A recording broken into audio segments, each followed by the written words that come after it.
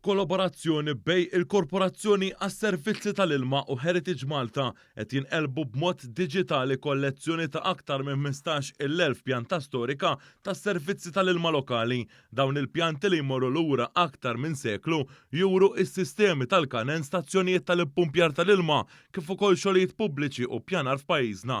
Dan tħabbar waqt żjara li għamlu il-Ministru għall-Wirt Nazzjonali Owen Bonnici u l-Ministru għall-Enerġija Mirjam Dalli fejn ataw aġġornament tax-xogħol li għaddej.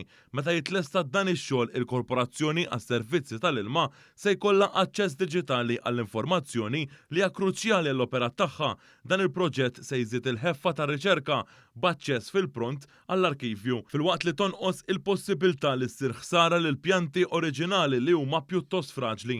Il-Ministru Owen Bonnici qal li l-iskenjar ta' dawn il-pjanti kien possibbli permezz ta' skener apposta li għandha Heritage Malta.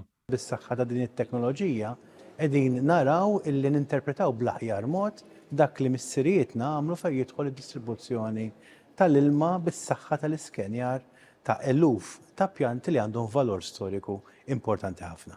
Il-Ministru Mirjam Dalli sostniet li dan il-proġett mhuwiex ta' importanza biss għall-Korporazzjoni għas-Servizzi tal-Ilma iżda wkoll għal pajjiżna.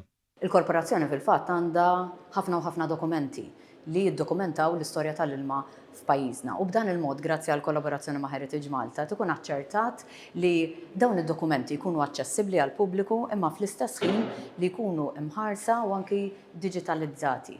Ħalli b'dak il-mod inkunu qegħdin nirrekordjaw l-istorja tal-pajjiż. Preżenti wkoll kien hemm il-Kap Eżekuttiv ta' Heritage Malta, Noel Zammit, u l-Kap Eżekuttiv tal-Korporazzjoni għas-Servizzi tal-Ilma, Karl Cilja.